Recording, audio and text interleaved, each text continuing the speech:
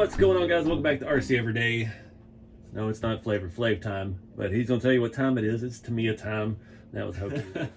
I was trying out some new action figures. That's actually a NECA figure, pretty high end. He's a little small. He might fit in some of the Toyota bodies, but fortunately his clock doesn't come off and you can't hold it out the window. So that's the whole reason I got him. But anyway, I'm here today with another late night eBay find. I found this.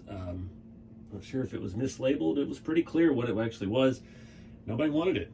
So I bid on it. I waited till the day it ended. It notified me. I happened to just wake up and pull up my phone and it had like 9 minutes left or something. And yeah, I bid about $100 for it and it sold for $46. So with shipping, I'm in it for $76. Another TA02 body. This is circa, where'd it go? 94. This is the body set with the box. AMG Mercedes-Benz C-Class DTM D2. Now, I kind of rolled the dice on this. I bought another Mercedes last year. Which one was that? The Koenig Pilsner, and the stickers on it were horrible. The seller had hosed it down, so it had water spots all over it to hide how bad the stickers were peeling. These bodies are super heavy with the stickering. I got lucky on this one. It is excellent shape. Again, all of my Tamiya collection, they're not perfect. I only have 2, maybe 3 flawless cars that have never been driven, bodies with no issues, but I've got 5 or 6 or 7 that are excellent quality with a couple little scratches here and there and a couple little defects. But to find one with the box, I like having these in the boxes so I can, once I put a chassis with it, it'll still fit in here, and I can keep it stored safe out of the elements. But yeah, box is decent. Had a price label on it that got peeled off at some point, and yeah, open it up, take a look. This was one of the original TT02 or TA02s. I'm sorry.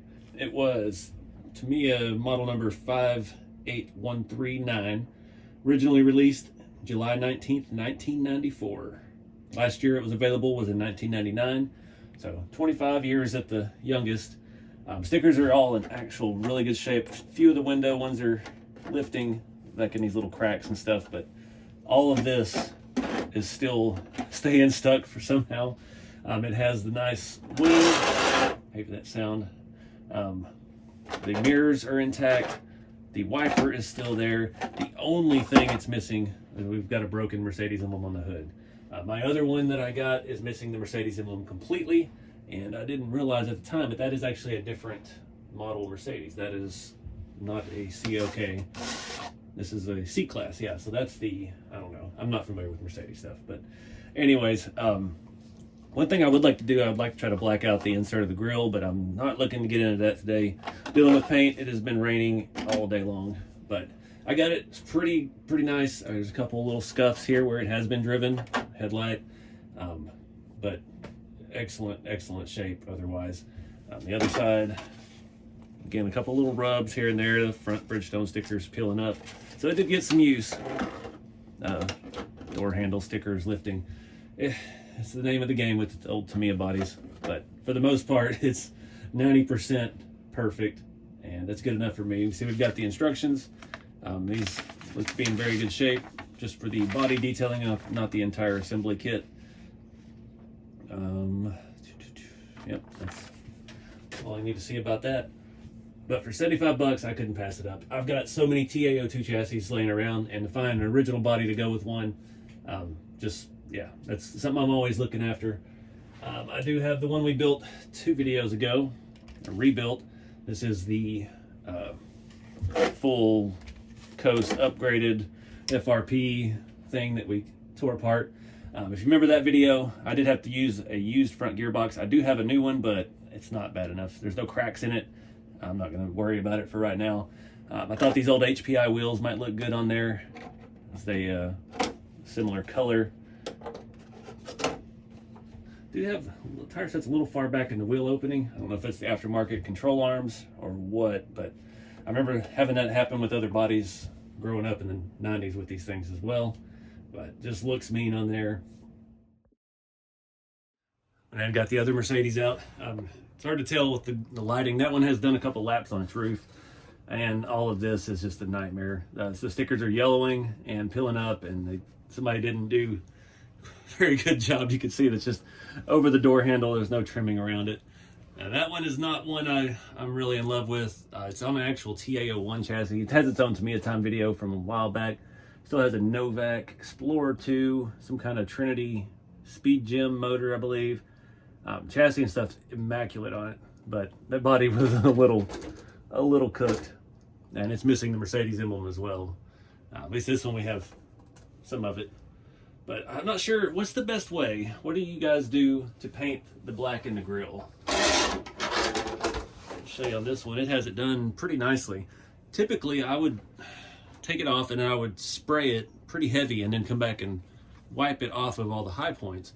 But last time I tried that, it was not very successful. So if there's any other tips or tricks on that, what type of paint, what type of, if you're using like a black wash or something to get down in there, comment below and let me know what you recommend on that, because I don't really want to go after it. Again, it's only a $75 body, but I don't want to mess it up just yet. And I probably won't mess with that until I do find another Mercedes emblem to swap that out, because it's part of the same attachment brackets on the inside. And this thing has all of the internal bracketry. Mirrors and everything are held in with little screws. The wing, it's just cool old school Tamiya stuff, man. But for now, this will be a good chassis for it. I did score another TA02 on eBay for fairly cheap. I think I paid $100 for it, but it is completely 100% brand new. I don't know if it's a re-release or it's original. I don't know what car it came off of or anything like that, but it is a nice, gonna be a nice display chassis.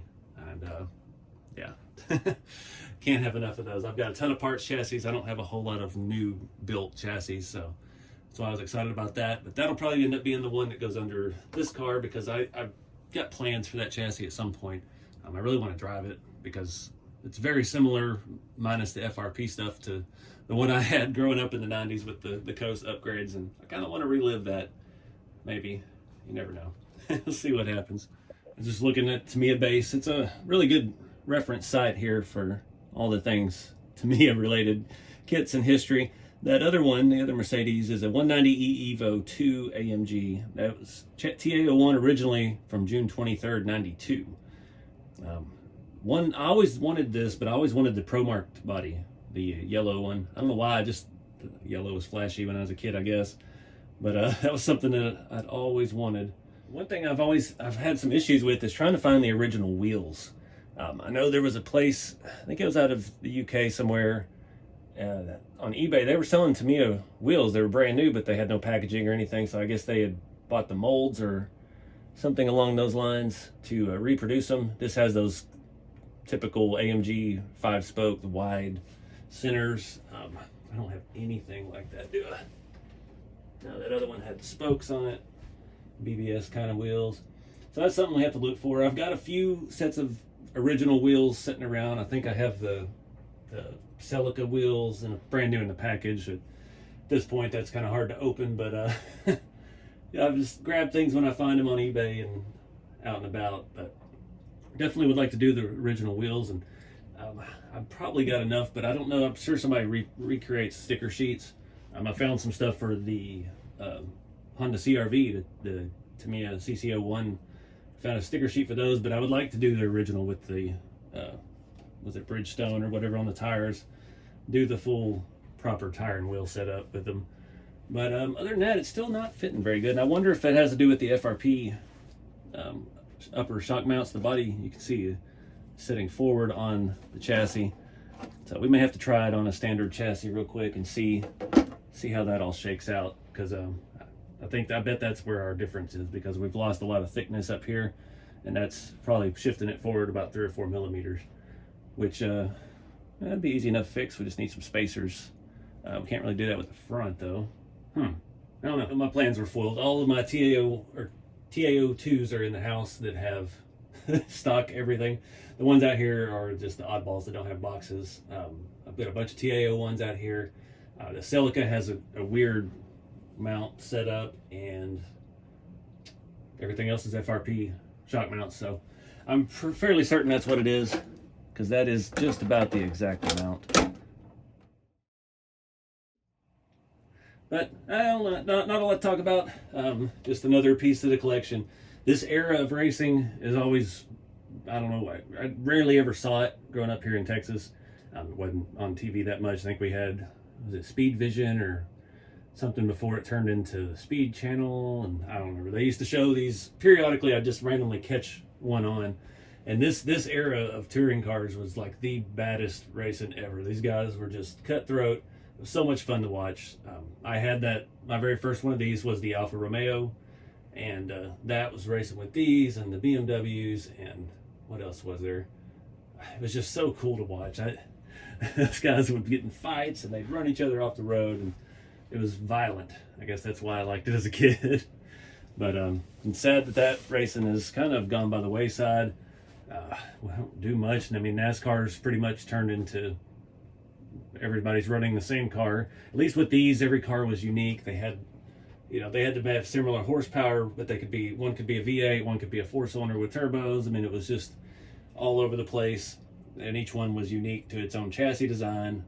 And yeah, they actually were built out of real cars. That's something motorsports to me is lost, is making the cars real cars. You should start, that's why drag racing I think is so popular these days, is because everybody starts with a real car. You go buy a used car and then you drive it and slowly destroy it and make it not roadworthy, and then you have a drag car.